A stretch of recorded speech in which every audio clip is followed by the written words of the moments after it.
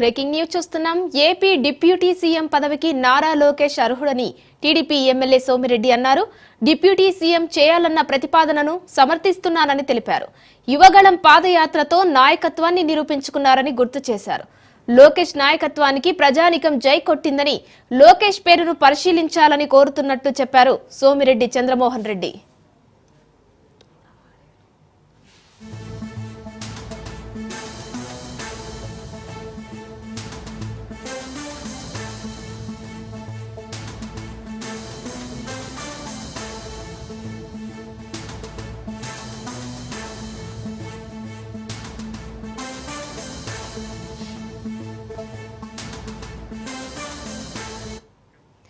AP deputy CM పదవికి నారా లోకేష్ అర్హుడని TDP MLA Somireddy అన్నారు.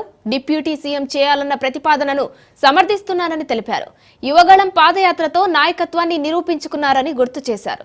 లోకేష్ నాయకత్వానికి ప్రజానికం జై కొట్టిందని, లోకేష్ పేరును పరిశీలించాలని కోరుతున్నట్లు తెలిపారు సోమిరెడ్డి చంద్రమోహన్ రెడ్డి.